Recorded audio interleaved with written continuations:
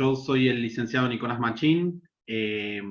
Gracias a este grupo de genias que me convocan siempre para los talleres y la organización, la verdad que estuve presente en el primer encuentro en el Club Río de la Plata.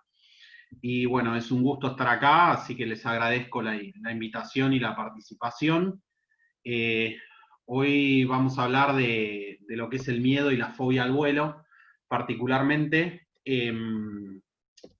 Yo soy psicólogo aeronáutico, me especializo en el área de psicología aeronáutica, investigo en el departamento de investigaciones del INMAE, soy investigador adjunto en psicología aeronáutica, estoy liderando una investigación que tiene que ver sobre el rol de las emociones, sobre la toma de decisiones del piloto. Soy docente también obviamente, del departamento de docencia de INMAE, o sea que algunos de ustedes me pueden conocer de los cursos. Eh, y de las clases de psicología aeronáutica, y soy docente en la Facultad de Buenos Aires, la Facultad de Psicología de la Universidad de Buenos Aires, en la materia análisis y modificación de la conducta.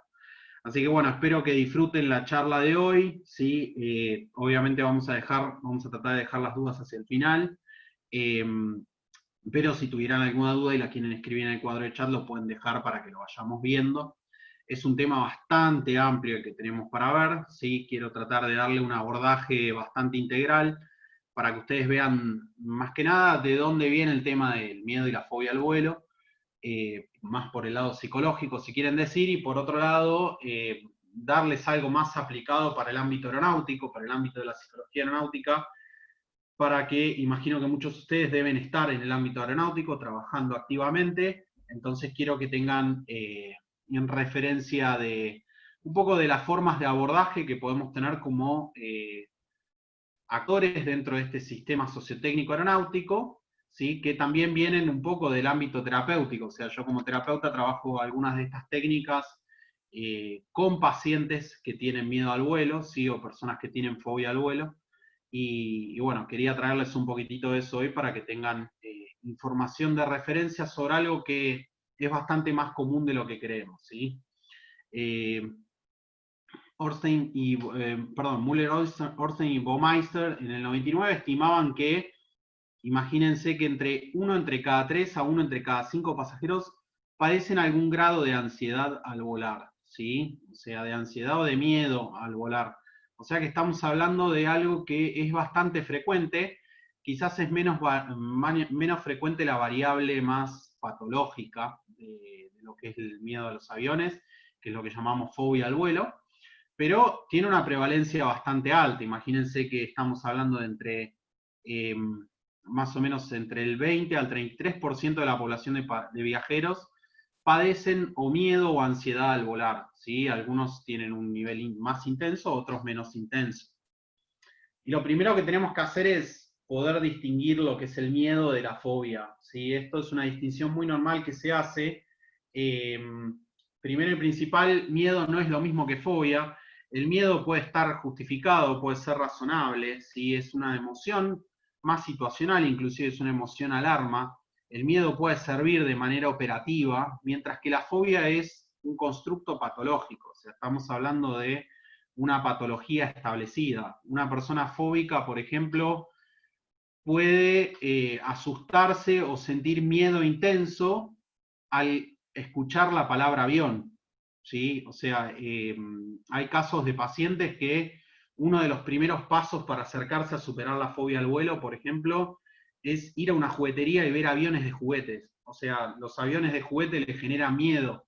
Entonces, entiendan que el miedo es más una emoción adaptativa que puede variar. Quizás a veces consultan personas que tienen miedo al vuelo, que quizás con algunas charlas breves, cortas, o sobre seguridad operacional, sobre más la parte de lo que es factores humanos, o todo lo que tiene que ver con la seguridad de la aeronave, o meteorología, aerodinámica, ya más o menos informándolos un poco, ya pueden superar ese miedo. Y hay otras personas que tenemos que hacer un tratamiento mucho más intensivo, desarrollar un tratamiento para hacer lo que se conoce en psicología como desensibilización sistemática, que es la aproximación gradual al estímulo temido, que en este caso sería el avión y el vuelo, ¿sí? Entonces, Cuando hablamos de miedo no estamos hablando necesariamente de algo patológico, cuando hablamos de fobia sí. Y nosotros, los psicólogos, cuando buscamos dentro de un manual para diagnosticar lo que puede ser una fobia y buscamos dentro del apartado que se llama fobia específica, que se puede ubicar en lo que es el manual de trastornos diagnósticos y estadísticos, que es el famoso DSM, o el CIE-10, en el caso más actual el CIE-11, ¿sí? Que obviamente, si pueden leer esto, no tienen que ir al oftalmólogo, ¿no? Pues no lo puse para que lo leamos todo, porque si no terminamos a las 10 de la noche, pero simplemente para que ustedes vean este apartado que acá. Fíjense, los individuos que tienen una fobia específica presentan miedo hacia situaciones u objetos precisos o los evitan, ¿sí? Pero principalmente lo que tenemos que saber es que muchas veces el miedo que tienen las personas que tienen una fobia es irracional frente al objeto que se les plantea. Es decir, que el objeto al que tienen miedo o al que se les expresa la fobia, no es un objeto que necesariamente lo induzca, ¿sí? O sea, es decir, no es un objeto riesgoso. Hay gente que tiene desde fobia a los payasos, fobia a las escaleras mecánicas, lo que se llama agorafobia, que es miedo a los espacios abiertos, o al salir a la calle y encontrarse con lugares de mucha gente. Hay fobia social, que es el miedo a las exposiciones en público. Hay un montonazo distintos de fobias, pero normalmente los estímulos que desencadenan el miedo o el pánico en los casos más severos, normalmente no correlacionan, o sea, es como que no ameritan que la persona perciba tanto riesgo en eso, ¿sí? Y la inducción de esas emociones o de ese miedo tiene que ver con este esquema, que es un esquema de un psicólogo norteamericano que se llama Aaron Beck, que planteaba algo más o menos así, que la interpretación que hacemos de una situación modifica lo que nosotros sentimos y lo que hacemos al respecto. Él lo planteó así, bastante formal, pero esta idea es una idea que ya se trabajaba en la Grecia antigua hace más o menos 2000 años. Pícteto fue uno de los más grandes expositores de esta idea central, que es la relación existente entre lo que pensamos, lo que sentimos y lo que hacemos. ¿Sí? Fíjense, por ejemplo, el relato de una persona que tiene fobia al vuelo, que dice, empecé a prestar atención a todo aquello que no había prestado atención antes. En el despegue escucho las turbinas acelerar y pienso, aquí hay algo mal.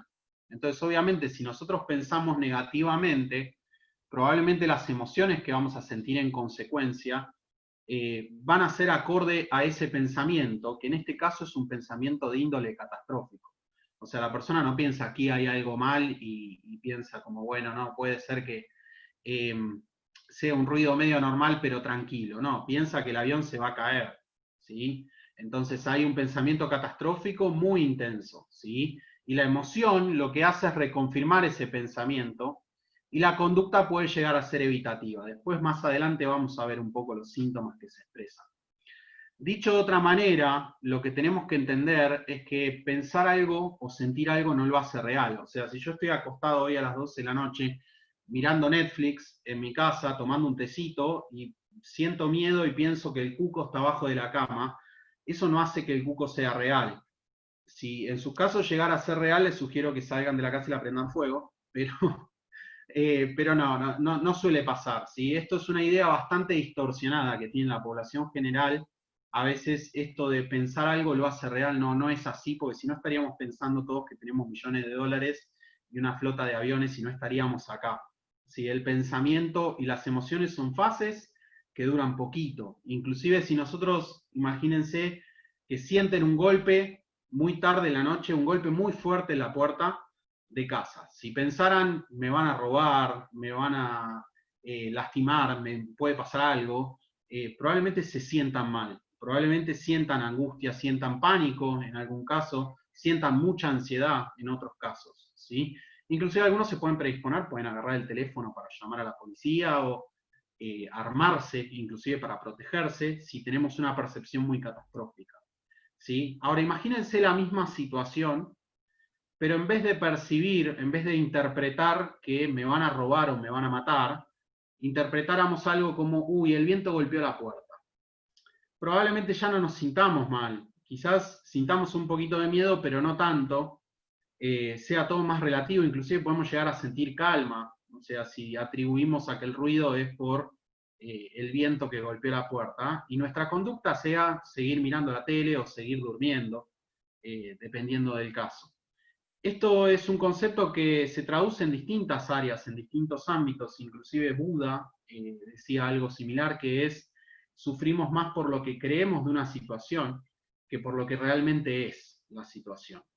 Es decir, que pensar algo, la interpretación que hagamos de los eventos va a modificar lo que sentimos, ¿sí? Si hacemos una interpretación más catastrófica, es muy probable que sintamos miedo, ansiedad, hipersensibilidad, hiperalerta, que eso se expresa más a nivel fisiológico, ¿sí? Inclusive con taquicardia, sudoración excesiva, temblores en las manos.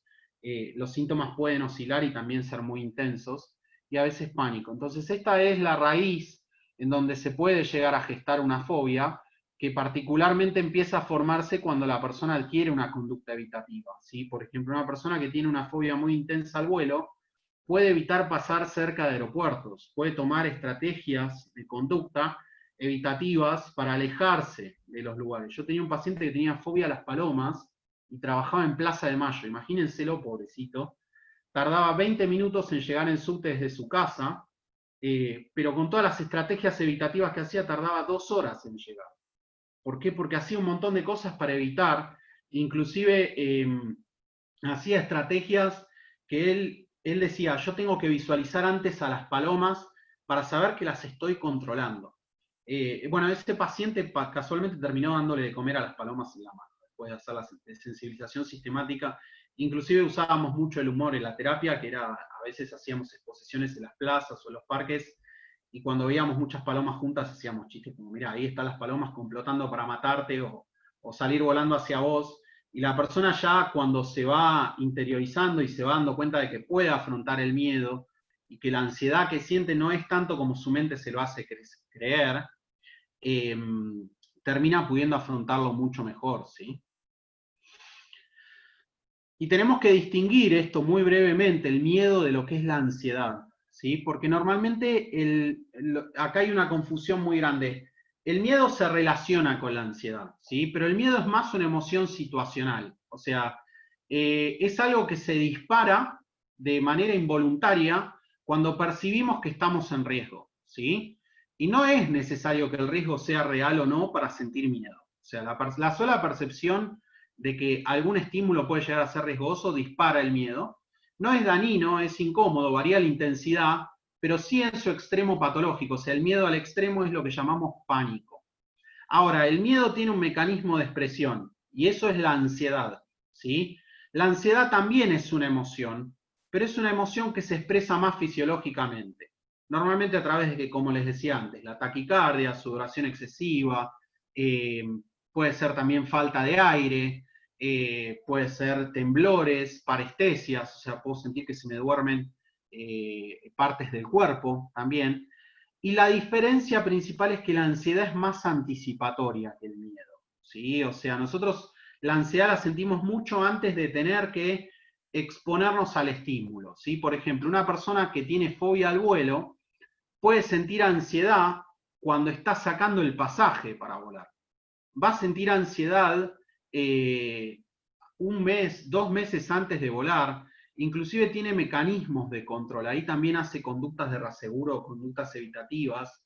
Por ejemplo, hay pacientes con fobia al vuelo que chequean la meteorología del día de vuelo para sentirse tranquilos porque de golpe sienten ansiedad porque se acuerdan de que tienen que volar dentro de 2 meses y empiezan a chequear y chequean 70 veces en el día para ver que la meteorología no haya cambiado 2 meses antes, ¿sí? Solo para controlar su ansiedad.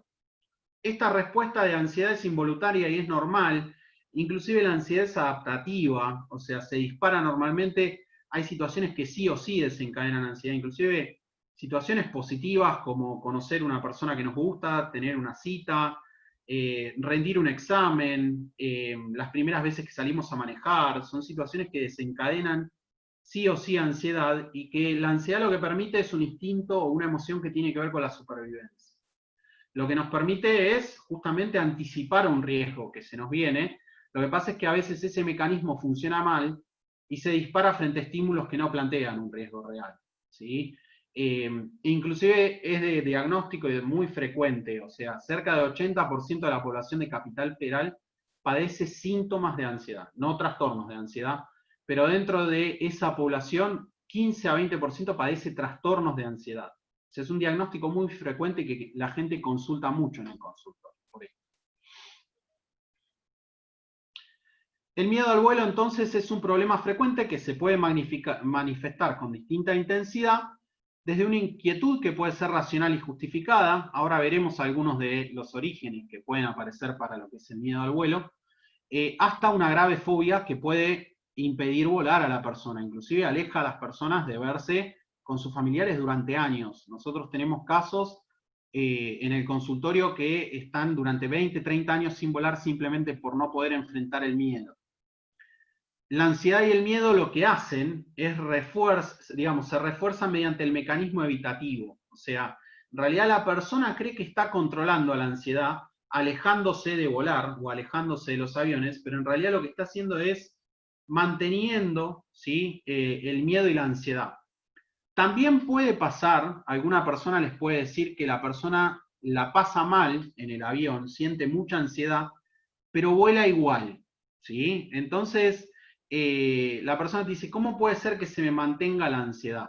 Eso lo describió un psicólogo de la década del 70, que fue Eysenck, que investigó esto, que propuso una teoría muy interesante que se llama la teoría de la incubación, que es que cuando uno se expone a un estímulo o a una situación determinada, si la situación a la que nos exponemos nos hace sentir mal, es muy probable que la próxima vez que nos expongamos nos sintamos aún peor. O sea, quedamos como sensibilizados frente a exposiciones posteriores. Por eso muchas personas tienen como esta creencia disfuncional que mientras más me expongo al avión, más se me va a pasar. No, eso es siempre y cuando se aplaquen los síntomas. Si no se aplacan los síntomas, la persona se va a sensibilizar cada vez más. ¿Sí? Ese es un gran mito que hay en relación a la fobia. Y muchas veces las ideas centrales que trabajamos con los pacientes en el consultorio es que en realidad tienen que, vamos a decirlo amablemente, como que tienen que abrazar y permitir la ansiedad. Porque negar o no aceptar la ansiedad lo que hace es intensificarlo. También el miedo. Si nosotros no aceptamos que podemos sentir miedo, porque quizás es un estímulo que no nos gusta subirnos al avión, no, es como que se va haciendo más fuerte. La persona trata de hacer un esfuerzo desmesurado de controlar esa ansiedad y el miedo y de ejercer control sobre la ansiedad. Y eso en realidad lo que hace es empeorar la ansiedad. Simplemente pensar o sentir algo es una forma de expresión, ¿sí?, que tenemos de la ansiedad y el miedo, pero no significa necesariamente que si yo pienso que el avión se va a caer, efectivamente el avión se va a caer, ¿sí? Mucha gente también cree, como les decía, que hay que eliminar la ansiedad. Yo les sugiero algo, si usted se compra un libro de autoayuda que dice que hay que eliminar la ansiedad, tírenlo, porque no sirve. O sea, realmente la ansiedad se puede regular, ¿sí? Nosotros podemos regular la intensidad de la ansiedad, pero no la podemos eliminar. No existe la ansiedad cero. Inclusive cuando estamos tranquilos tenemos un nivel bajo de ansiedad, pero no tenemos un nivel cero de ansiedad. Lo que se trata es de aceptar que la ansiedad y el miedo siempre van a estar, y lo que se puede hacer es regularla en este caso para volar mejor, pero obviamente lo peor que puede hacer una persona es vivir con miedo y no volar, ¿sí? Esto también pasa mucho con la información. A veces las personas que tienen fobia al vuelo tienen un exceso de información estadística sobre la seguridad del vuelo. Yo siempre me acuerdo que en las charlas siempre tiro este dato, como que volar en avión es más seguro que andar en auto, y hay mucha gente que se enoja con este dato, porque la estadística actual lo que nos dice es que volar en avión tiene un índice de riesgo que es 0,000006%, creo. Debería chequear la última estadística, pero realmente es un índice de riesgo muy bajo cada vez que yo vuelo. Sin embargo, cada vez que nos subimos a un auto, hay un 11% de probabilidades de tener un accidente. O sea, es muchísimo más alto el riesgo al subirse a un auto. ¿Qué pasa? Una persona con fobia o con miedo al vuelo abstrae esa información y a veces te dice, sí, pero hay muchísimos más autos en la calle que aviones en el aire. Sí, pero la estadística está calculada, por ejemplo, en cantidad de muertes que hay en un periodo de tiempo o en cantidad de millones de kilómetros, ¿sí? O sea, en la misma cantidad de millones de kilómetros, siempre el auto es mucho más riesgoso que el avión. Hay otras estadísticas no confirmadas que dicen que, por ejemplo, tenemos más chances de ganarnos la lotería 2 veces que de tener un accidente aéreo, pero muchas veces la persona no puede implementar positivamente esa información. Y siente cada vez más miedo, se abstrae más sobre la información negativa. ¿Por qué? Porque también lo que está haciendo en ese caso es negando cierta información sin querer, porque lo hace involuntariamente, porque es una forma de control de la ansiedad. La persona siente que siempre tiene que estar haciendo algo para controlar a la ansiedad y en consecuencia la ansiedad lo controla a él. O sea, es como contradictorio el fenómeno. La ansiedad es como una pelota de plastilina. Si yo la aprieto, probablemente se me escape por acá, entonces tenga que apretar por acá y se me va a escapar por el otro lado. Entonces siempre voy a estar haciendo un esfuerzo de controlar la pelota de plastilina que es mi ansiedad. Pero muchas veces la solución no es apretar la mano para controlarla, sino liberar un poco, relajar la tensión, aceptar la ansiedad. De esa forma la plastilina nunca pierde la forma, siempre mantiene la forma. Está ahí, te va a molestar un poquito, pero no te va a lastimar. Cuando la persona empieza a apretar, ahí empiezan a aparecer ya síntomas de pánico, síntomas mucho más patológicos, porque a la persona, en vez de controlar, se le termina descontrolando la ansiedad. Después lo vamos a ver con el tema de la conducta evitativa para que ustedes vean cómo se traduce esto a nivel de la conducta de la persona. Y también una noción muy interesante es entender que sentir displacer no significa sentir daño, o no significa necesariamente que se va a producir un daño. Displacentero no es igual a dañino, ¿sí?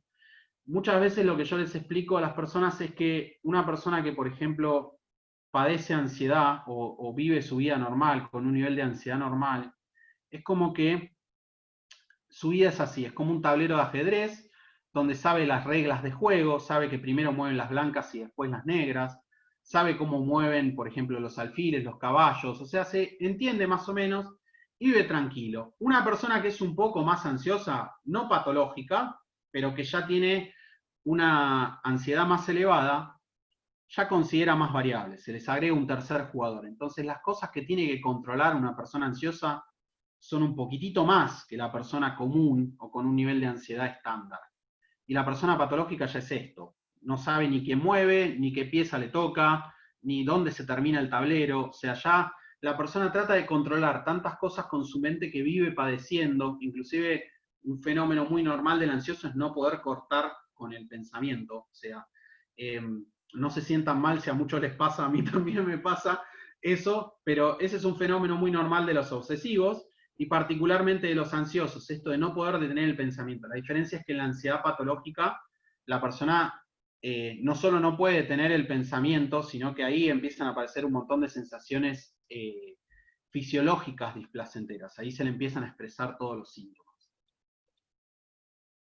Entonces la persona termina interpretando que la seguridad del avión es igual a lo que piensa y siente en el cuerpo. Entonces, si la persona piensa algo catastrófico y siente síntomas de ansiedad patológica, interpreta que el avión es inseguro, porque es como que se compara, o sea, la seguridad del avión con las sensaciones de uno mismo, ¿sí?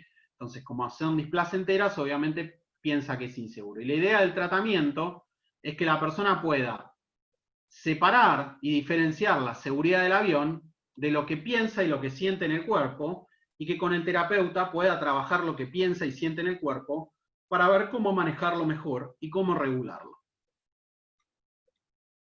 Muchas personas tienen problemas específicos que aparecen en el miedo y en la fobia al vuelo. A veces las personas tienen miedo de perder el control, por ejemplo, ¿sí? No solo de no tener el control del avión y no poder controlarlo, sino que tienen miedo de perder el control ellas mismas. No es tan fácil perder el control. O sea, no es que uno puede perder el control automáticamente, pero la persona dice, no, tengo miedo de que descontrolarme arriba del avión. ¿Sí? Esto no suele pasar. Otras personas empiezan a desarrollar miedo al vuelo y fobia al vuelo al tener una familia. Eso es muy común, ¿sí? ¿Por qué? Porque empiezan a revalorizar la vida y de que si vuelan y les pasa algo pueden dejar a sus hijos huérfanos o que le puede pasar algo a la familia. Entonces, eso también es un elemento que se ha mostrado como crucial a la hora de pensar una fobia al vuelo y por qué aparece. Una de las reinas madres es la claustrofobia. Las personas que tienen claustrofobia tienen que exponerse de alguna manera en el avión a un encierro real, entonces se basa más el tratamiento en que la persona aprenda cómo lidiar con ese encierro sin estar tan pendiente de estímulos como la puerta, las rutas de escape o cosas que le generan fobia, justamente. La edad también, mucha gente, mientras más avanzamos en edad, más propensos somos a desarrollar fobias, a estar más preocupados, a desarrollar también otros trastornos como el trastorno de ansiedad generalizada y preocuparnos más por cosas.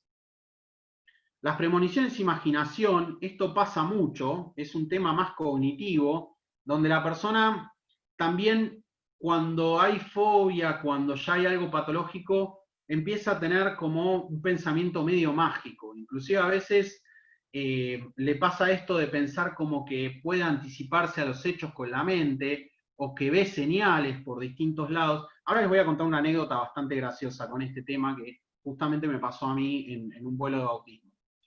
El miedo a los ruidos y la altura también es un elemento que puede generar la fobia y el miedo al vuelo. El trastorno de estrés postraumático. Hay muchas personas que, por ejemplo, tienen un duelo familiar o tuvieron un accidente vial o tuvieron una situación traumática y de golpe desarrollan una fobia al vuelo. Es muy común y hay relación entre estos elementos.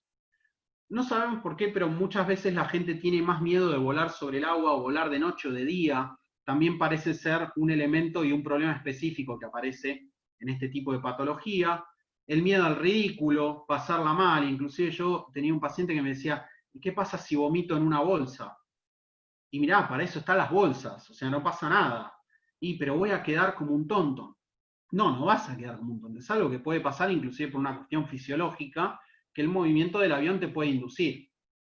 La meteorología y la turbulencia es uno de los grandes cucos que se trabajan muchísimos. Las personas creen que una de las cuestiones más incontrolables en el vuelo es la meteorología y la turbulencia, que la turbulencia puede voltear al avión o romper las alas. Entonces, también hay un problema específico que se aborda, digamos, hay todo un módulo sobre este tema en el miedo y la fobia al vuelo, ya sea en cursos o en tratamientos, ¿no?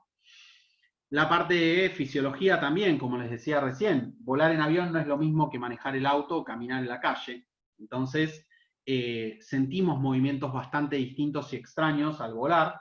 Las aceleraciones son distintas, entonces eso induce sensaciones corporales en la persona y eso les puede fomentar también o aumentar el miedo, la fobia o el pánico, ¿sí? Y también hay mucha influencia contextual. Está el tema de la medicación, que es un apartado también bastante heavy al hablar. Hay muchas personas que se automedican para volar y se toman de todo. Se toman 2 miligramos de clonazepam, 4 de Alplax, una botella de Jack Daniels y un cuarto litro de Cif para limpiar todo el sistema.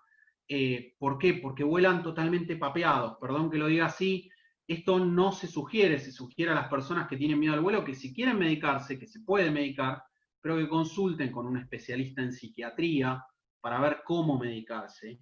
Y también muchas veces está este tema de la influencia contextual de las familias que no entienden el miedo al vuelo.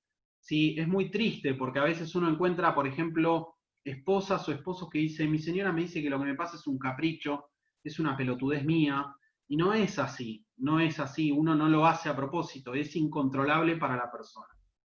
Sobre las premoniciones e imaginación, una vez nos pasó, yo trabajaba en un proyecto muy lindo, que era un curso de miedo a los aviones, donde hacíamos un vuelo de bautismo al finalizar el curso, y me acuerdo que yo había tenido una paciente eh, que me había venido a comentar que había tenido un pensamiento premonitorio, la paciente lo identificó como un pensamiento mágico, que era que había escuchado un tema de Abel Pintos, y nunca me acuerdo si la palabra en el tema era trágico o tragedia, una cosa así. Entonces yo le hacía el chiste y le decía, ¿pero qué es la tragedia? ¿Escuchar a Abel Pintos o que vayas a volar en el avión? Entonces lo trabajamos, la verdad que lo trabajamos, la persona voló a la semana, no tuvo ningún problema, ninguna dificultad, pero estaba como bastante maquinada que cuando escuchó esta palabra había sentido que era como una señal que le indicaba que a su avión le iba a pasar algo, ¿sí? Resulta que a la semana la persona, como les dije, voló sin ningún problema, sin mayor problema, y me tocó a mí hacer un vuelo de bautismo, creo que fue a la provincia de Córdoba, y habíamos conseguido, o las chicas del proyecto habían conseguido estar en el VIP del aeropuerto esperando el vuelo de regreso. Mientras estábamos en el VIP del aeropuerto, yo ya iba por el tercer café gratis y la cuarta media luna. De golpe se abre la puerta de atrás y ¿quién entra? Abel Pintos. Obviamente, todos empezaron, ¡ay, Isabel Pintos, Dios mío, saquémonos una foto!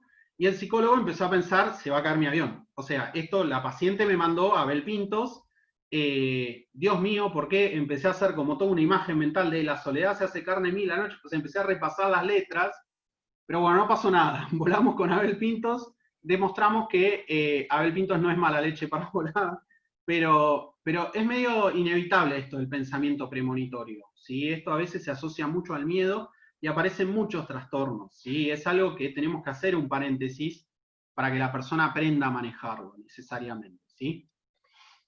Disculpen que vaya tan rápido, pero como les dije, tengo mucho contenido y quiero llegar a mostrarles algo del abordaje para que se lleven algo. Siempre me obsesiono porque se lleven algo con las charlas, para que tengan alguna herramienta si son miembros del sistema sociotécnico aeronáutico.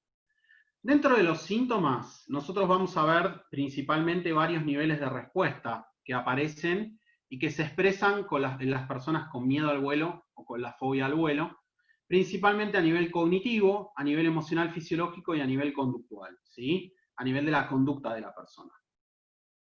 Vamos a verlo, si quieren, con un videíto para que vean la sintomatología. Yo siempre digo que para cada episodio de la vida hay un capítulo de Los Simpsons, así que vamos a verlo acá. Hola, soy Lino, tu copiloto. Sí, para variar un poco, te voy a dejar hacer todo el trabajo a ti. Te veo bien preparado. Y yo solamente voy a empezar con... sin eso no vivimos. De Tinmarín de Dopingüe, de Cucaramacara Títere. Si esto llega a saberse, Aerolíneas Payaso será el hazmerreír de la industria. A cambio de su silencio, le ofrezco a usted y a su familia boletos gratis para cualquier parte del mundo, excepto Alaska y Rancho Viejo. Buenas noticias, familia. Como arriesgué muchas vidas, podemos ir a donde queramos. ¡Alaska! ¡Rancho Viejo!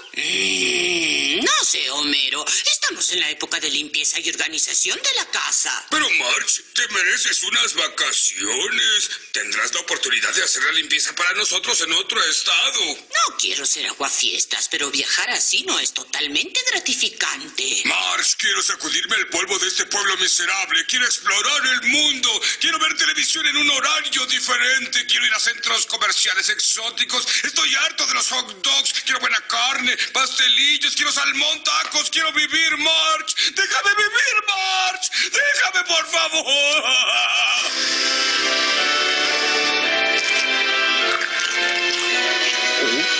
¿Qué tal, Marge? ¿De primera, no? Sí. ¡Ay! Olvidé limpiar la bolsa de polvo de la secadora. Si alguien entrara y lavara la ropa, haría un incendio. ¡Ay, maldita sea! Pedí específicamente que no me sentaran junto a un bebé. ¡Changos! Hemos de estar volando bien alto. Esa gente ahí abajo se ve pequeñita y borrosa como dentro de una catarata. Atención, por favor. Debido a nuestra política de vender, vender y vender, este vuelo se ha sobrevendido. Según las reglas de la administración, las 2 primeras personas que lleguen al frente serán cambiadas a primera clase. Ustedes 2. ¡Vamos, Bart! ¡Nos van a mimar! Ah, no literalmente, niño.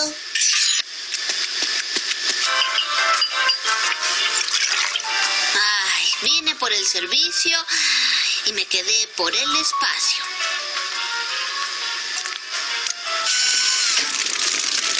Tripulación, preparados para despegar.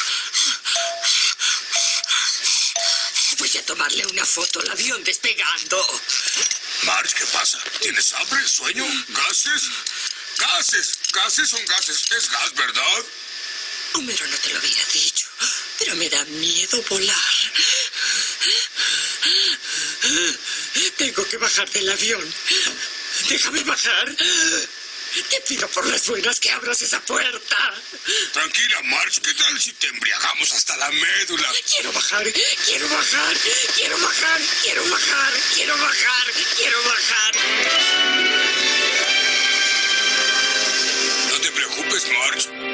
que ni quería viajar.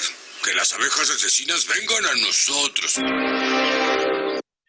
Bien, bueno, habrán visto un poco medio a modo dantesco, ¿no? Todo lo que pasaba con la sintomatología que expresaba principalmente Marge, pero fíjense, primero, o sea, me parece que es muy bueno este video para ver todo este tema de la presión familiar, ¿no? Como esto de déjame vivir, le dice Homero, que es bastante cerdo en ese sentido en su trato.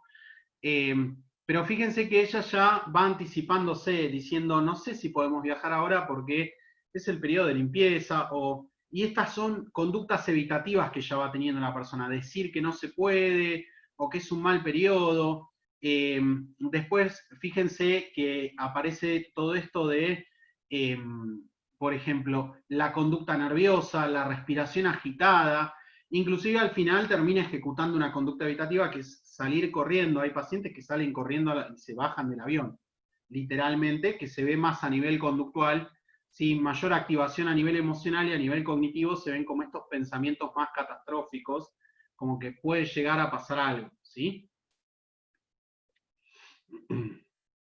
Entonces, fíjense, a nivel cognitivo, estas son algunas de las ideas que se pueden llegar a presentar, y hay muchas más, obviamente, esto es un recorte, pero a veces hay pensamientos como tengo miedo a morirme, tengo miedo porque no controlo el avión o pasarla mal, no hay aire en la cabina, es muy cerrado, no me puedo escapar, o no quiero hacerle pasar un mal rato a mi familia, ¿sí? Muchas personas lo hacen obligados por la familia, o se exponen a volar, las alas se mueven, entonces interpretan que se pueden llegar a quebrar, el avión es inseguro, empiezan a pensar en los accidentes.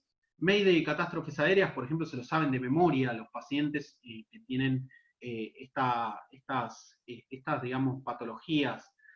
Hay creencias disfuncionales como si el piloto es sano o no. A mí hay pacientes que, por ejemplo, te plantean, no sé, le vi la cara al pibe, parecía re jovencito, yo no sé, ese pibe parece que lo hubieran sacado ayer de la escuela de vuelo.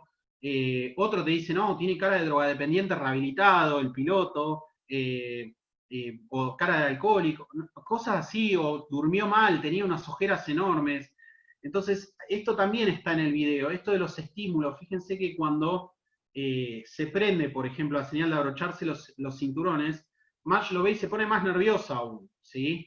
Esto pasa también con los pasajeros con miedo, los ruidos, se ponen más hipersensibles a todos los ruidos, las sensaciones, los olores, ¿sí? Eso es inducido por el estado de alarma, el estado de ansiedad que justamente abre los canales receptores, y se ven todas estas cuestiones.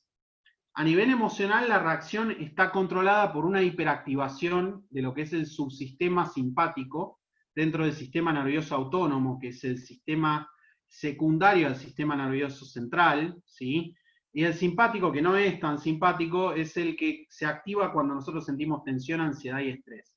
En los pasajeros con fobia al vuelo, las personas tienen una hiperactivación del simpático, por eso el tratamiento de estos pacientes se basa en generar técnicas de relajación y respiración para que el paciente se entrene en la activación del parasimpático, porque cuando uno de estos sistemas se activa, el otro se inactiva. Es como que en realidad no es que quede inactivo, queda en un nivel muy bajo de funcionamiento, pero mientras más podamos activar el parasimpático, mejor la pasa la persona, ¿sí? Esto obviamente depende de la situación que active. Muchas veces hay situaciones que uno no puede evitar la activación simpática, pero lo que sí se puede hacer es regularla. Y a nivel conductual, les pido 1000 disculpas por mi capacidad y mi habilidad de dibujo de un niño de 5 años, ¿sí? Pero la persona exhibe dos conductas principalmente. La persona que tiene una fobia suele tener una conducta evitativa, donde, por ejemplo, cuando se acuerda que tiene que volar, acá la persona, por ejemplo, chequea la meteorología. Entonces la ansiedad le baja un poquitito, pero después le vuelve a subir cuando se vuelve a acordar que tiene que volar. Entonces tiene que volver a chequear la meteorología. Y otra vez le vuelve a bajar un poquito la ansiedad, pero es como un engaño que te hace la ansiedad. Porque baja un poco, pero después se vuelve a activar. Entonces vos tenés que estar haciendo conductas para evitar sentir ansiedad, ¿sí? Eso es la conducta evitativa. Y fíjense que se escapa de la gráfica. O sea, la persona termina sintiendo ansiedad en exceso, ¿sí? Y la termina manteniendo por ejecutar todas estas conductas. Es como que la ansiedad te está pidiendo que vos hagas algo para controlarla, y la conducta de la persona es como que se pliega sobre eso. Entonces la persona termina haciendo un montón de cosas para evitar sentir ansiedad cuando en realidad la está manteniendo. Entonces, ¿qué se busca hacer? Y lo primero que se busca hacer es que la persona deje que la ansiedad suba naturalmente, lo que se llama conducta de afrontamiento. ¿Por qué? Porque la persona con fobia lo que siente es que la ansiedad sube, sube, sube, sube, y más o menos acá su cerebro hace ¡puf!, explota y se muere. Eso no pasa con la ansiedad. La ansiedad tiene un mecanismo de autorregulación fisiológica, que llegado a un cierto nivel, es como la pava, cuando uno la pone a hervir, llegado a un cierto nivel, el agua se convierte en vapor y no tiene posibilidad de subir por encima de los 100 grados. La única opción que tiene la pava es bajar la temperatura. Con la ansiedad pasa lo mismo. A partir de los 15-30 minutos que nos exponemos a ansiedad, la ansiedad solita empieza a bajar, pero baja con picos. O sea, hay momentos donde sentimos una leve suba, pero en realidad la ansiedad empieza a bajar. Esto pasa mucho. El ejemplo que yo uso es cuando aprendemos a manejar un auto y salimos las primeras veces a la autopista, que al principio en realidad sentimos como que la ansiedad sube, pero no es que nosotros nos bajamos de la autopista para evitar la ansiedad o el miedo que sentimos. Si hiciéramos eso, hay muchas personas que al hacer esas cosas, de bajarse de la autopista por el miedo, dejan de manejar, entonces se les desarrolla una fobia al manejo del auto. ¿Sí? Pero ¿qué hacemos naturalmente? Naturalmente la mayor cantidad de personas no hacen eso. Lo que hacen es, toman algunas estrategias de reaseguro, ¿sí? Como por ejemplo ir manejando por el carril más lento, no sobrepasar vehículos, manejar debajo del límite de velocidad, miran al espejo 28 millones de veces, pero no se bajan nunca de la autopista, es decir, que afrontan la ansiedad. Entonces la ansiedad se va regulando solita. La ventaja de este mecanismo es que cuanto más lo ejecuto, cuanto más afronto la ansiedad, la próxima vez que me exponga, la válvula de seguridad de mi ansiedad se va a abrir mucho antes, ¿sí? No se va a abrir en este punto. Se va a abrir más o menos por acá, ¿sí? Y la próxima vez que me exponga, se va a abrir más o menos por acá, y va a llegar un momento que se abre más o menos por acá, o sea, se abre en un nivel muy bajo la válvula de ansiedad, porque ya la situación, estímulo que generaba ansiedad, lo deja de generar. Bien, vamos a ver finalmente cómo abordar una persona con miedo al vuelo. Obviamente la foto principal que ponemos acá es de TCP, de tripulante de cabina de pasajeros, porque en el ámbito de la aviación comercial son los que más tienen que lidiar con estos casos, ¿sí? O donde más se visualizan estos casos, ¿sí? Entonces tenemos que saber, primero y principal, que las personas están experimentando un nivel variable de miedo, que puede ir desde un leve miedo justificado, o no, a una fobia establecida. O sea, podemos estar hablando con una persona que simplemente tiene un miedo que es más situacional, y a personas que tienen una patología establecida. Lo importante es entender que tenemos que abordarlos a todos de la misma manera, como si las personas fueran el peor caso, si quieren decir, para poder, de alguna manera, abordarlas de lo mejor posible. El miedo que va a padecer la persona es irracional e incomprensible para la misma. O sea, muchas veces la persona no entiende, o sea, sabe, inclusive muchas personas te dicen, yo me siento un boludo, porque sé que no es racional lo que siento, ¿sí? Y no lo comprende a veces. Esto hace que la persona esté como buscando causas constantemente, o que diga cosas que no son racionales. Entonces no se asombren si ustedes se encuentran una persona que les dice como, ay no, porque yo leí de un caso de un ala que se desprendió, un motor que se cayó de un avión, o una turbina que se cayó de un avión. O sea, en ese momento nosotros no tenemos que juzgar lo que la persona está diciendo, porque muchas veces la persona ni siquiera se está dando cuenta de lo que está diciendo, ¿sí? La persona padece muchas veces por los pensamientos que tiene o por las sensaciones del cuerpo, porque asocia justamente ese pensamiento y esas sensaciones con que hay un riesgo real. Entonces, no padece porque ese riesgo sea real o porque realmente vaya a pasar algo, sino porque la persona le está pasando mal internamente. Entonces, nosotros tenemos que ayudarla a que pueda regular un poco eso. Esta es una idea central que trabajamos mucho, de que no somos lo que pensamos, ¿sí? Yo tenía un profe en la facu que decía, si fuéramos lo que pensáramos, o si a nosotros nos juzgaran por nuestros pensamientos, estaríamos todos presos, ¿sí? La persona siente lo que siente porque tiene miedo, y no porque el avión sea inseguro. Esto es algo que Se le puede inclusive decir a la persona que se quede tranquila, que el miedo que siente es por lo que está pensando y no porque al avión le pase algo, ¿sí? Y esto también es muy importante, no traten de forzar evidencia estadística, ¿sí? Esto de los aviones, miren que los aviones son seguros, pero señora, usted todos los días cuando sale a la calle, o señor, usted enfrenta miedos o riesgos muchísimo más importantes que volar en avión, la persona en ese momento no lo va a entender, ¿sí? No puede usar efectivamente la información. Entonces, que yo le saque estadística a los pacientes diciendo, ¿ves? Mirá acá la curva de accidentes, cómo fue bajando en el tiempo. En ese momento la persona no lo puede procesar. Ahora, es importante saber qué no hacer frente a una persona con fobia al vuelo, ¿sí? No minimizar, no sobrereaccionar frente a lo que está diciendo la persona, no acelerarse ni dramatizar, o sea, mantener la calma es muy importante, no comparar, no decirle, che, pero mirá, hay un nene de 4 años que puede volar tranquilo, o sea, o mire todas las personas que vuelan, usted también lo puede hacer, ¿sí? Esto muchas veces a la persona después le genera una sensación de culpa que es muy fea para la persona, ¿sí? Porque se siente inútil frente o muy indefensa frente a una situación que otras personas pueden afrontar.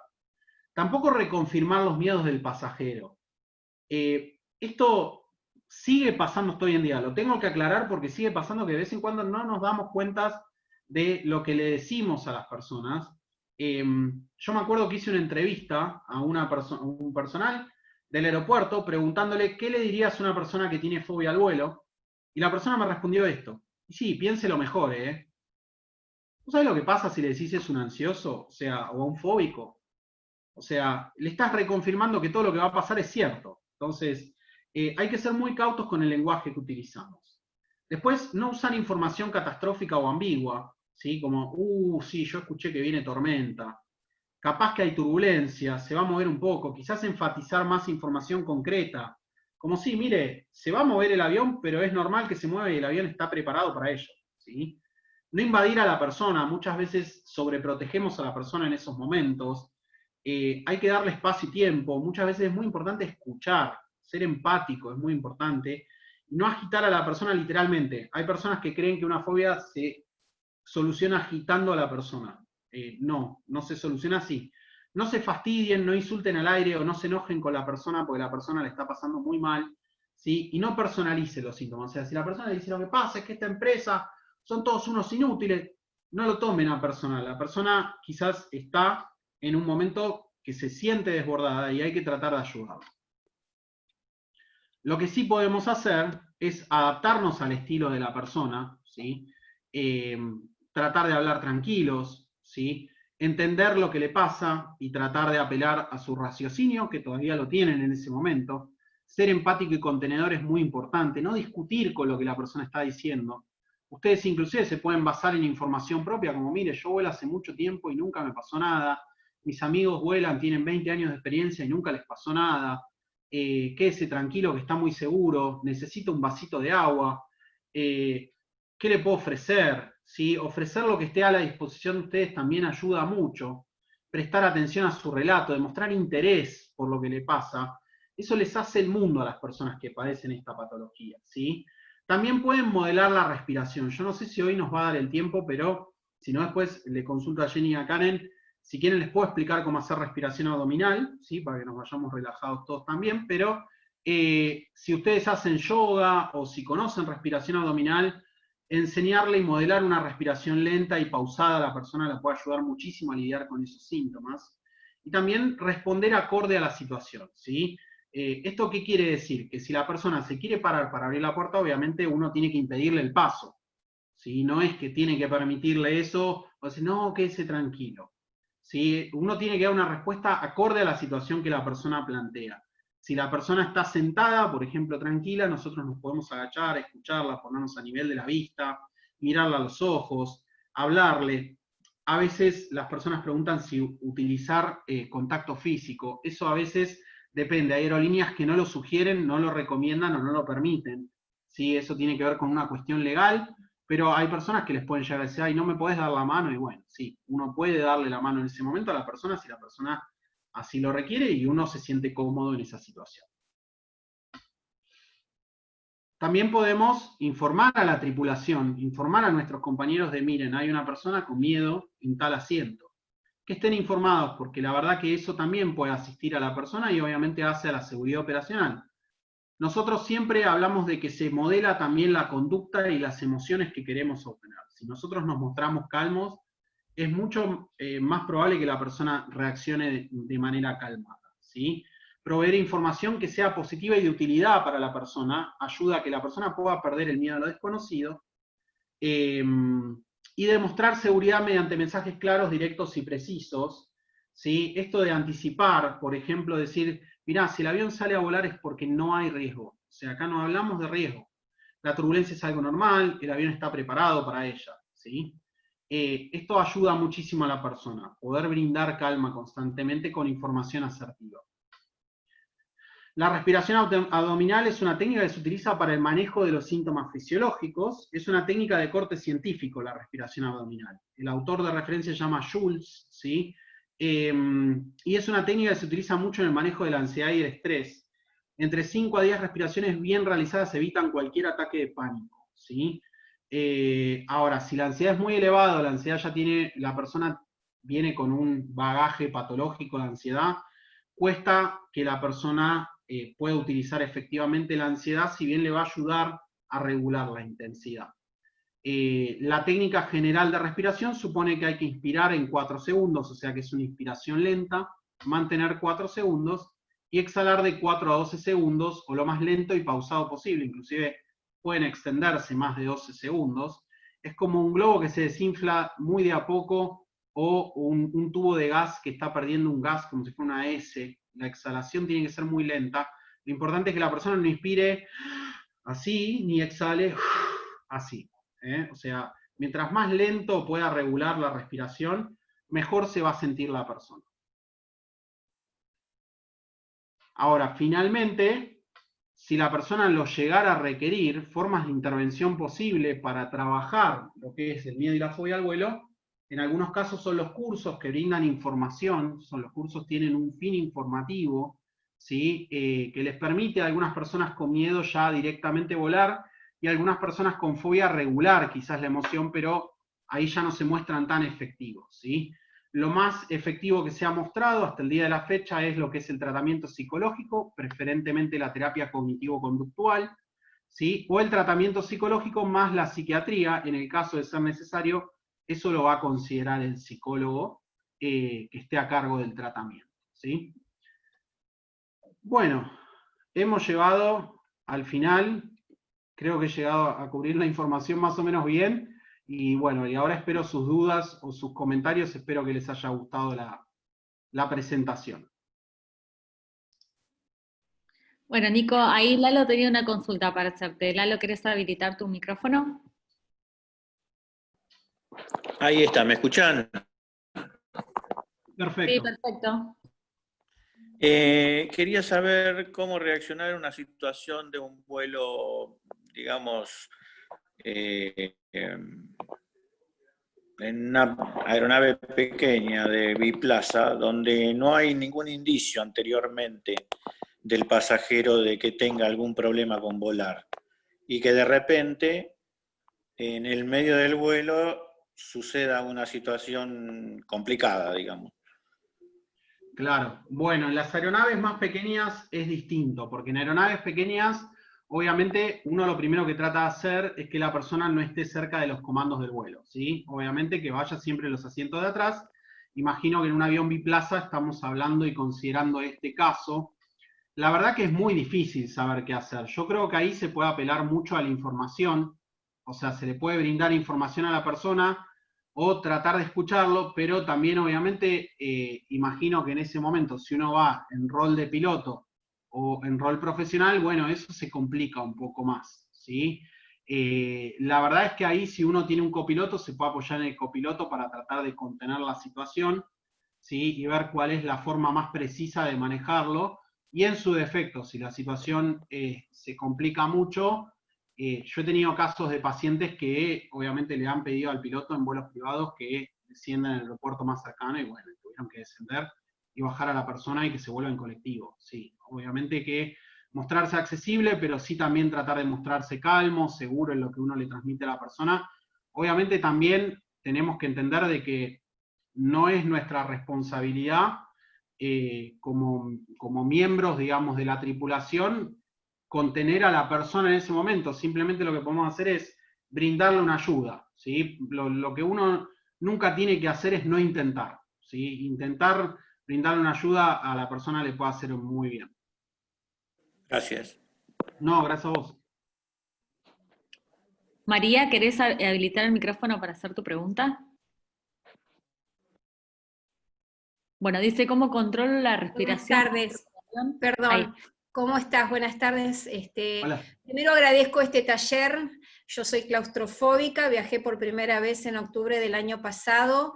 Me han contenido tanto la gente dentro del avión como mis compañeros, pero te estaba preguntando cómo hago para controlar la respiración, yo que soy claustrofóbica. Claro. Gracias, muy amable. No, por favor. Bueno, María, mirá, primero lo que tenés que hacer es entrenar tu respiración, ¿sí?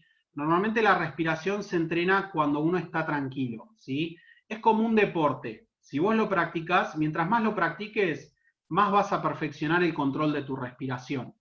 En el tratamiento lo que se hace es se le explica a la persona la respiración abdominal y se le pide que realice 3 a 4 respiraciones por hora al principio, ¿sí? Pero que vaya practicando con muchísima frecuencia para poder ganar control y poder regular la ansiedad general que tiene en su vida.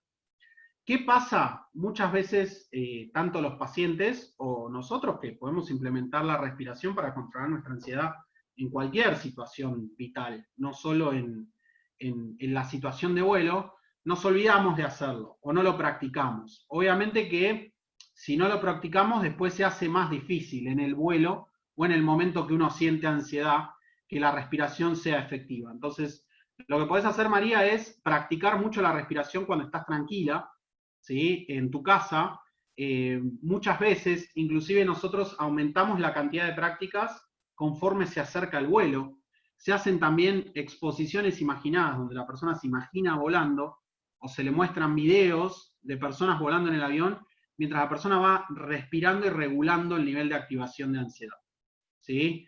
Pero lo más importante es entrenar la respiración y después, cuando llegue el momento del vuelo, concentrarse solo en la respiración lenta, en vez de concentrarse en otras cosas como mirar cuando cierran la puerta, los estímulos que te generan ansiedad, así como ver la puerta cerrada, o hay personas que te dicen que mirar afuera les hace mal, entonces no miras afuera.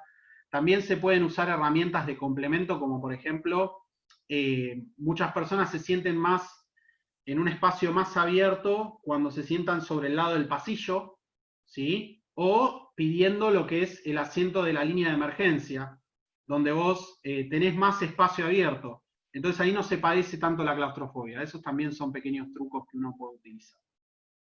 Gracias por ese dato, no lo tenía en cuenta. Muy amable por tu respuesta. Por favor. Bueno, Nico, ahí Benji quería compartir una anécdota. ¿Estás por ahí? Bueno, ¿me escuchan? Sí, perfecto. Sí. ¿Me escuchan bien? Perfecto.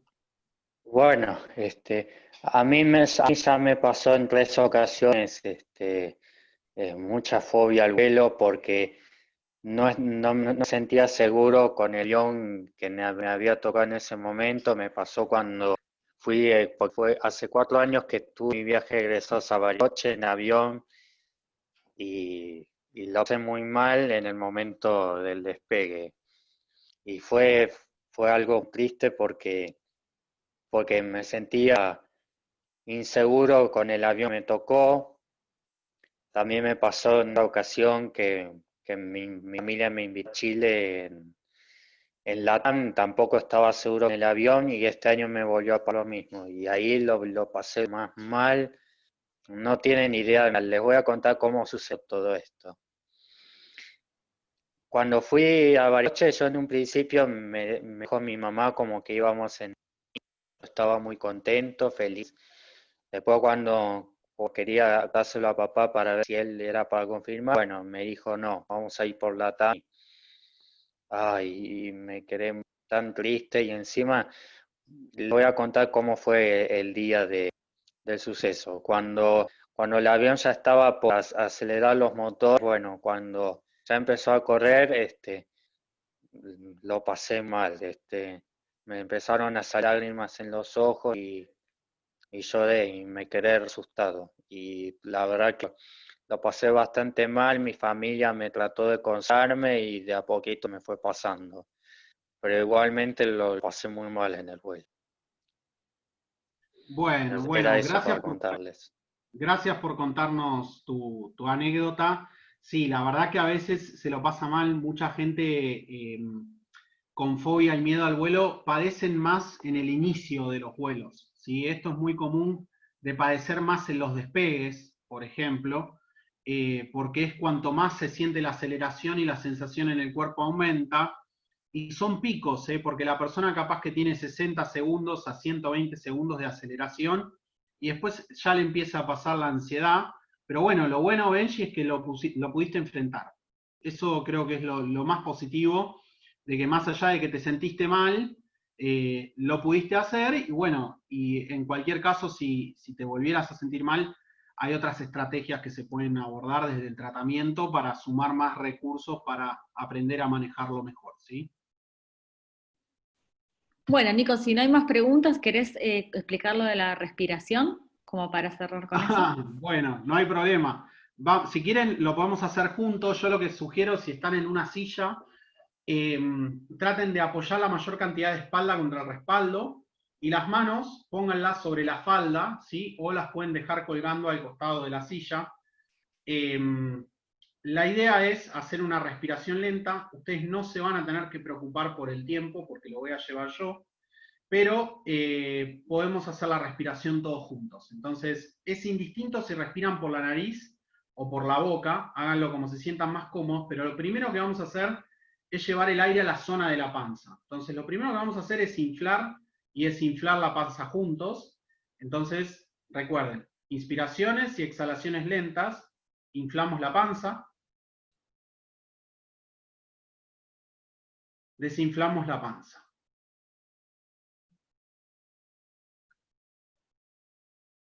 Inflamos.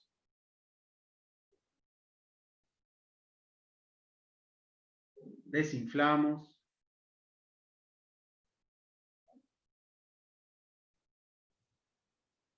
Una vez más.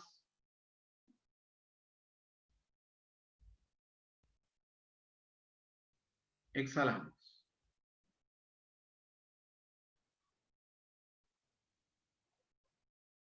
Inflamos. Desinflamos.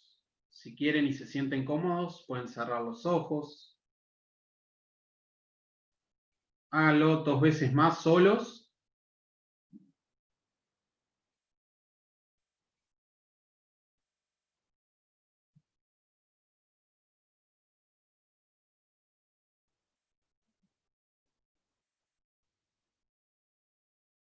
Bien. Eso fue ubicar el aire en la zona de la panza, ¿sí? Ahora lo que sí vamos a hacer es agregarle los 3 tiempos. Inspiración en 4 segundos, mantener 4 segundos y exhalar de 4 a 12. Recuerden que es una exhalación muy lenta y muy progresiva. Puede pasar que se sientan mareados. Si se sienten mareados, respiren normal hasta que se les pase el mareo y después vuelven a hacer respiración abdominal. Algunos casos puede pasar que se sientan más ansiosos al hacerlo. No pasa nada, eso lo que requiere es más entrenamiento.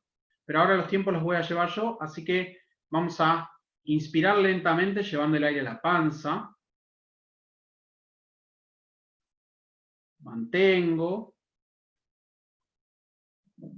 Y exhalo lento y progresivo.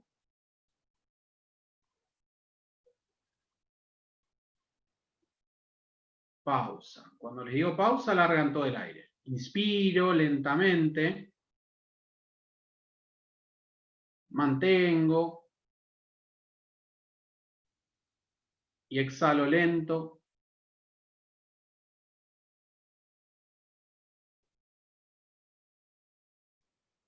pausa. Inspiro lento. Mantengo. Y exhalo lento. Y progresivo. Pausa. Inspiro. 3, 4. Mantengo. 2, 3, 4. Y exhalo lento. Y progresivo. 8, 9, 10. Pausa. Inspiro una vez más. Mantengo. Y exhalo lento.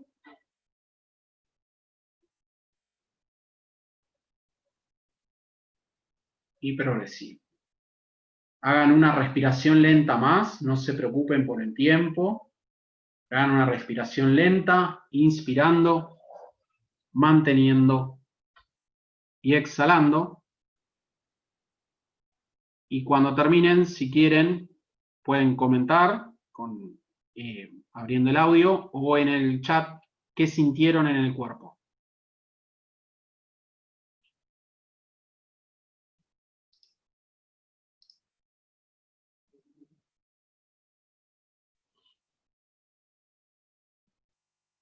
Bien, ahí Melissa dice mucha paz, perfecto. ¿Alguno más que quiera comentar?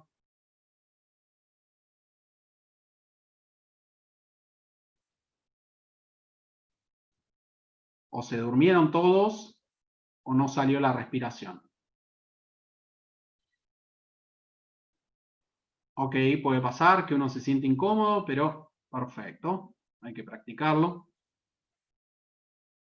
Es normal, sí, esto se utiliza mucho como una técnica de relajación, probablemente algunos se sientan más livianos, otros se pueden llegar a sentir mejores. Acá alguien levantó la mano.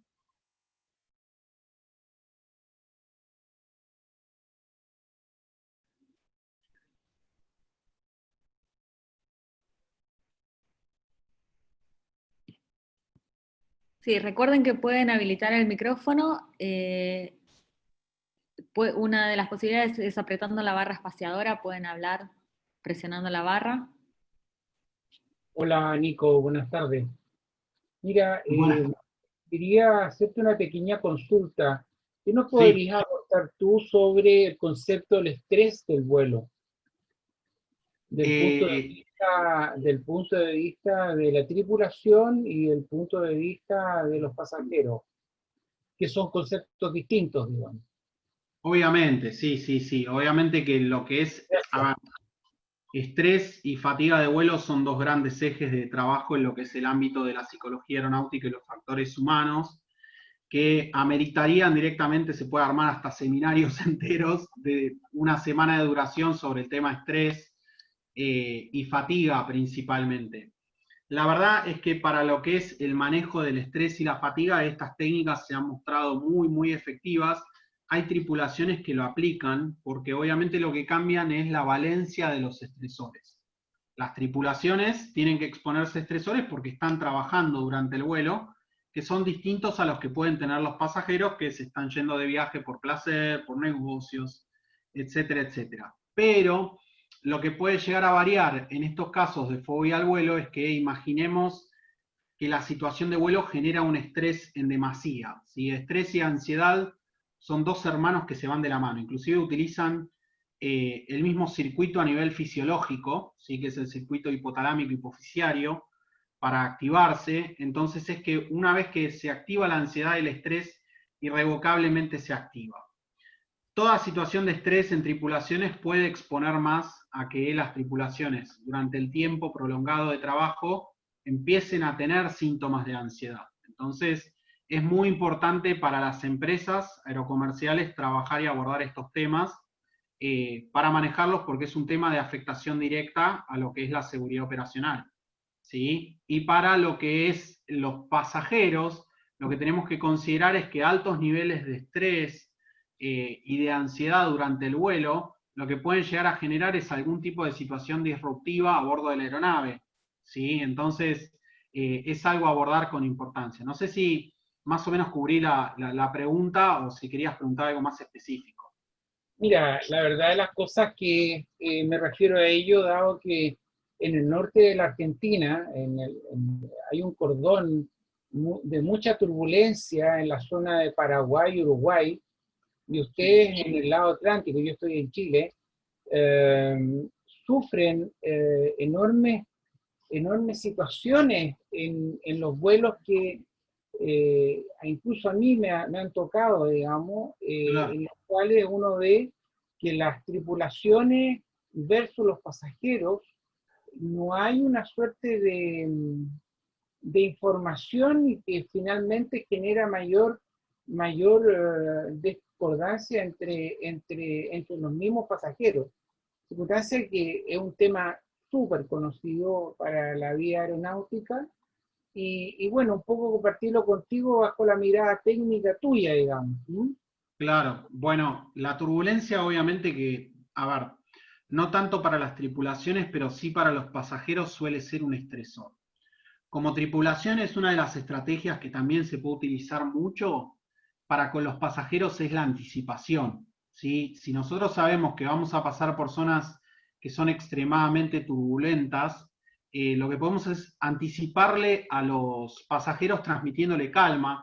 ¿Sí? Yo me acuerdo de un vuelo en Nueva York que salimos con nieve de Nueva York a Boston y el piloto nos dijo, miren, el vuelo se va a mover todo el tiempo. O sea, durante todo el vuelo vamos a experimentar turbulencia, pero nada de qué preocuparse porque es normal.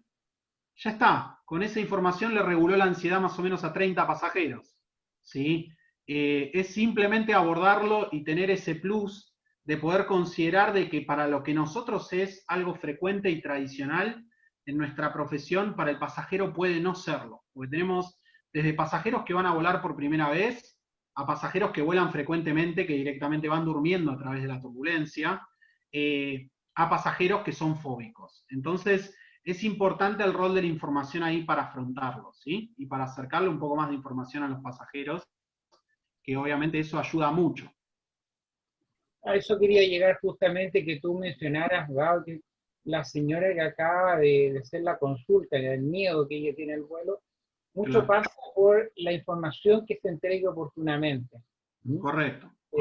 Ayuda enormemente a la condición de vuelo. Hoy día está súper testeado eso, los aviones, las nuevas tecnologías de alguna forma están apuntando mucho al confort y a la condición de vuelo. Ustedes ven que cada día las aeronaves generan mayor nivel de confort. Se ha hecho mucho estudio en términos de iluminación, en temas de confort de aire, la presurización de los aviones. Hoy día, cada día se da a menores alturas, por lo tanto existe mayor confort en los aviones. Dicho de otra forma, antiguamente nuestros padres decían, se me inflaron los pies. Hoy día no te digo que no lo es, pero sí lo es, porque tú prácticamente logras la presurización de 8.000 pies, estamos los 6.000 pies. Y los 6.000 pies es una altura bastante agradable para poder estar en un estado de confort, y más aún con el nivel de tecnología que nuestros aviones hoy día tienen, tanto europeos como americanos, que han trabajado bastante. Te agradezco tu presentación, ha sido súper técnica, digamos. Yo soy también del área de aviación, así que entiendo bastante lo que está informando, y ojalá que podamos tener algún tipo de nueva mirada tuya en algunos de los temas que tú has tocado hoy día, que sin duda incrementa esta mirada que hoy día tenemos de nuestro amigo COVID, que nos ha permitido conocer una serie de temas que para muchos han sido desconocidos y son desconocidos. Gracias, bueno, muchas gracias a vos. Sí, yo te iba a complementar, simplemente hay un video que yo uso, que quizás lo puedo usar para después otra clase, que es el tema de, en la década más o menos del 50 y el 60, donde la aviación no era tan difundida como medio de transporte todavía, se hacían todos estos filmes cinematográficos que se exhibían en los cines para difundir lo que era la seguridad en la aviación, ¿sí? Donde aparecían a veces actores que eran pilotos o actores comentando todo lo que era la seguridad en los aviones, de cómo eran los sistemas de aterrizaje, los trenes de aterrizaje. Inclusive hay fragmentos del video donde hay un Lockheed Constellation, que es el avión de la década más o menos del 50-60, cuatrimotor, donde le apagan 3 motores para mostrar a la gente que el avión sigue volando, ¿sí? Solo con un motor, ¿sí? Y hoy en día, ya uno se analiza las publicidades actuales, ya la aviación no compite por seguridad, compite por comodidad. Inclusive en el desarrollo del 787 se ha utilizado psicólogos aeronáuticos para diseñar lo que es el tema del tamaño de las ventanillas es mayor, sabemos que es 40% mayor que en otras aeronaves, lo cual permite una percepción de amplitud mucho mayor, y eso permite padecer menor claustrofobia. Y en el diseño de los asientos, el movimiento de los asientos en el 787, ustedes saben que también es distinto. El asiento que está en la parte de la cola, vamos a decir, se mueve hacia adelante, mientras que en la parte se mueve hacia atrás. Se mueve quizás lo mismo que en cualquier otro modelo de avión, pero la persona percibe mayor apertura, ¿sí? Está más cómoda. Y ya solo esos 2 elementos, con otros elementos, como obviamente puede ser la canalización de las turbulencias y desarrollos en realidad para que la persona perciba menor movimiento al volar, ayudan un montonazo a las personas que padecen miedo, ¿sí? Y están pensados para esas personas, porque como dijiste muy bien recién, hoy se compite por comodidad, ya no se compite por seguridad, porque se ha demostrado que los aviones son seguros, ¿sí? Así que bueno, muchas gracias por tus comentarios también. Lo mismo apunta el 350, ¿eh? El 350, justamente lo que tú acabas de comentar, efectivamente las ventanillas crecieron, creo, 10 milímetros por lado, y que hoy día tienes mayor profundidad, digamos, de visual, y lo mismo la aparición de la tecnología, la cámara en el despegue, la cámara en el aterrizaje, la cámara, eso no tiene precio, eso le da un confort a la gente y una seguridad. Sí, permite mayor sensación de confort, correcto. Así es. Para eso se trabaja. La aviación trabaja para eso. Seguridad. Claro. Bueno, eso es una doble bisagra, porque ahí vos tenés un tema que es la percepción de control aumenta para algunos pasajeros, en algunos otros casos, por ejemplo, no las cámaras, pero sí vieron que en los aviones tenemos la pantallita con el mapa. Bueno, eso ha sido un gran generador de estrés y ansiedad, porque una persona normal chequea cada tanto la pantallita y el mapa, una persona con fobia viaja mirando la pantallita del mapa, viendo cómo pasan los minutos y viendo cómo se mueve milímetro a milímetro el avión para sentirse más seguro. Y eso lo que le hace es le incrementa mucho más la ansiedad. Entonces uno de los instrumentos que se trabajan mucho en el tratamiento es que la persona deje de hacer eso, que es una sensación, en realidad es una conducta de reaseguro constante, pues la persona sufre más, ¿sí? Pero eso lo tiene que controlar la persona. Obviamente que la aviación, no, digamos, eso no está diseñado para eso, ¿no? Obviamente. Nico, ¿te puedo hacer una consulta? Sí, obvio. ¿Cómo te va? Es algo que tiene más que ver con la parte fisiológica, en realidad. Quizás sea algo que podamos controlar o quizás no. Quizás sea una pregunta tonta, pero bueno, te la pregunto igual. No. Con respecto a la comida o comer antes del vuelo. Correcto.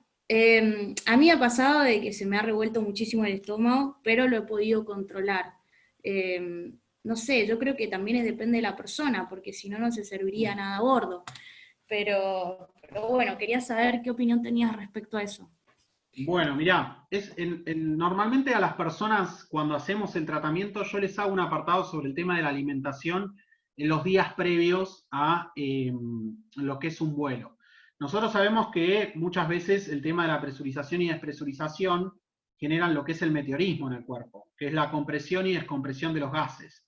Obviamente no es lo mismo si el día anterior a volar nos comimos una milanesa napolitana con fritas o un asado completo, a que si comimos una ensaladita con un agua, ¿sí? Entonces es importante el control y la regulación de la dieta alimentaria. No es una pregunta tonta, es una excelente pregunta, porque justamente en las semanas previas, 2 o 3 semanas previas a los vuelos, yo les solicito a los pacientes que muchas veces inclusive algunos consultan con un nutricionista, para saber cómo alimentarse para no llegar con el estómago muy sobrecargado, porque muchas personas que padecen ansiedad también comen por ansiedad. Entonces suelen comer porquería, no comen cosas sanas, y eso también tiene que ver a la hora de la fisiología del vuelo, ¿sí? Por justamente la compresión y la descompresión. Y eso suele suceder, entonces es un apartado interesante para tocar porque tiene que ver con la regulación. Claro, y también antes tipo, no sé, un cafecito ahí en el aeropuerto, siempre comen algo y Correcto, correcto. No, y no, pasa. lo que se suele pedir es que las personas coman normalmente, o sea, desayunen normalmente, porque también pasa que muchas personas, por miedo, no comen, van con el estómago vacío y después tienen sensaciones corporales en el vuelo al volar, y eso les aumenta el miedo por toda la sensación fisiológica que se les incrementa. Entonces eso es importante. Ahora, hay una cosa, por ejemplo, Melissa, que es el tema de, vos mencionaste una clave, que es, otra de las cosas que genera meteorismo es el consumo de gaseosas o productos que tienen gas. ¿Y qué se les ofrece a bordo a las personas? Entonces, a veces a los Gaseosas. pasajeros yo les digo, no tomen gaseosa, porque puede ser que les incremente la sensación. Yo tenía un pasajero que era fóbico, pero además de ser fóbico, tenía cinetosis. O sea, que es esto de lo que llama la patología del movimiento, que tenía los canales semicirculares muy sensibles, entonces la persona se mareaba y vomitaba. ¿Y qué tomaba arriba del vuelo? Gaseosa. Era peor para la sensación de la panza. Entonces, le digo, basta de tomar gaseosa. O sea, eso no sirve. Pero bueno, esa es una de las ironías del ambiente aeronáutico que uno tiene que aprender para saber controlar, ¿no? Bien, gracias, Nico. No, por favor, gracias a vos por la pregunta. Acá Aime creo que preguntaba, sí, obviamente. Está preguntando si a las personas que tienen miedo a volar, localizarse la cola en el medio o adelante les hace alguna diferencia. Totalmente. ¿Por qué? Porque saben que cerca de la zona de la cola se percibe más el movimiento. O sea, normalmente los aviones tienen una tonalización donde la turbulencia decanta en el empenaje del avión, es decir, la cola. Entonces, mientras más cerca estemos de la cola, más se mueve el avión, ¿sí? Lo que se sugiere a muchas personas que tienen como estas sensaciones displacenteras en relación al movimiento es que se sienten cerca de las zonas del ala, que es donde está más cerca el centro de gravedad del avión, donde pueden llegar a percibir menor sensación de movimiento, ¿sí? O en los asientos de más adelante, ¿sí? Porque saben que si viajamos en primera ya no se percibe nada, ya estamos distraídos con la pantalla, con la comida, con otras cosas, ¿no? Pero bueno, obviamente, mientras más cerca se puedan sentar del ala o del centro de gravedad es mejor. También se les suele recomendar el tema de volar cerca del lado del pasillo. Eso depende de la persona. Eso sí, también a muchas personas se les recomienda volar cerca del lado del pasillo. Hay muchas personas que te dicen que tienen miedo al ver la altura, al percibir la altura, pero en realidad lo que uno ve a través de la ventana es más un paisaje que altura. No se percibe una vez que uno está en crucero o que está ahí arriba, no se percibe tanto la altura. Entonces, eso depende de cada uno. Hay personas que se sienten más cómodos del lado de la ventana, otros se sienten más cómodos del lado del pasillo. Lo que se les recomienda a los pasajeros con miedo al vuelo es que saquen un pasaje en donde se sientan más cómodos, o sea, pero que saquen el pasaje. ¿Sí? Eso es lo importante y que se expongan al miedo. Y María, vos preguntabas de masticar chicle en el despegue del vuelo. Sí, el chicle me parece que está más diseñado tanto para lo que es el descenso, que es cuando uno percibe más que se te tapan los oídos. Sí, eso perdón, fue al revés. La pregunta tenía que ver con Ah. el descenso por el tema de los oídos. Sí, sirve, porque obviamente lo que uno puede hacer es masticar chicle para destapar los oídos. También lo que se puede hacer es maniobra de mansalva, que es la maniobra de abrir bien la boca y destapar los oídos. ¿Sí? Muchas personas lo que hacen también, a mí me pasa, por ejemplo, en vuelos de larga distancia, yo lo que tengo los canales por arriba de lo que es los senos paranasales, el tubito que conecta con la nariz es muy chiquito, en mi caso.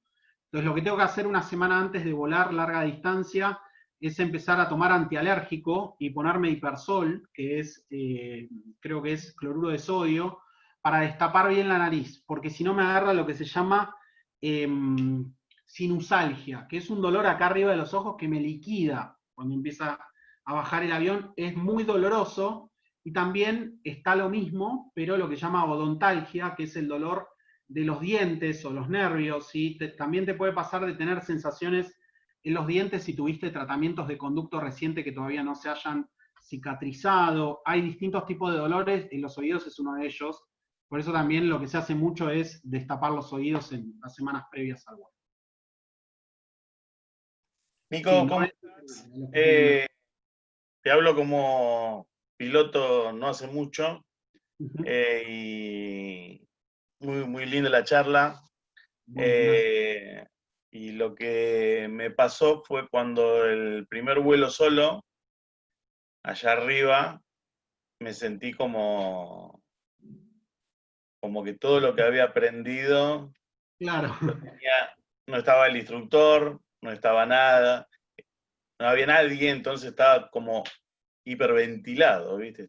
Necesitaba gritar, y bueno, creo que me ayudó en la respiración, como decías vos, me había acordado de eso, que me lo habían dicho, y bueno, pude aterrizar 1 o 2 veces, toque motor, y todo perfecto, pero cuando te largan solo es como que te vienen todos los miedos. Sí, sí. Y sí, es una sensación. Bueno, esa es una situación de las que sí o sí generan ansiedad. Yo en mi primer vuelo solo sí grité, o sea, fui casi todo el vuelo gritando, pero es una sensación muy linda también, ¿no? Porque Sí. Es una mezcla de todo. Sí, es una mezcla un poco de todo, y también es el darse cuenta de que uno está listo para hacerlo, ¿no? Porque te va suavizando, pero es justamente como te mostraba antes, es una conducta de afrontamiento la que uno tiene, donde uno se expone a la ansiedad, porque obviamente es inevitable sentir ansiedad en los vuelos solos. Claro. Inclusive llegar a sentir hasta síntomas, como describiste vos. Yo también tenía la respiración agitada, el corazón a 1000. Hay que aterrizarlo. A ver, estás arriba, hay que aterrizarlo. Aterrizado, y ahora decir, a ver si me olvido de meter el aire caliente, alguna de esas cosas así, pues si Claro. va a fallar de golpe. Pero no falla, y así se aprende. También muchas veces otro dato que les paso a las personas que tienen fobia al vuelo es que entiendan que un piloto cuando llega a línea aérea prácticamente tiene el mismo nivel que tiene una persona que tiene un doctorado universitario. Entonces, en cuestión de entrenamiento y conocimientos. Entonces, realmente estamos en un ámbito que es hiper seguro. Imagínense si aplicaran la misma varilla, por ejemplo, de seguridad operacional y de exámenes psicofísicos para las personas que manejan autos. 75% de la población de conductores no manejaría autos, ¿sí? ¿Por qué? Porque obviamente esto es muy estricto, justamente porque todo gira en torno a la seguridad operacional. O sea, cuando la frase dice todo es seguridad en aviación, no está mintiendo. Entonces esto es muy importante también para las personas que tienen miedo, ¿no? Sí. Muchas gracias, y saludos para todos también. Muchas gracias. No, gracias a vos, María. Excelente. Bueno, Cariños Nico, para todos. Gracias, entonces, chicas, como siempre. gracias a ustedes. Bueno, gracias Karen, Jenny, sí, gracias María Eliana ahí por tu saludo, buenísimo, una colega en medicina aeroespacial. Bueno, y gracias a todos por la participación. Muchas gracias a vos, Nico. No, hasta luego, hasta la próxima. Gracias, Nico. Hasta luego. Gracias, Chau. saludos. Chau a todos. Adiós.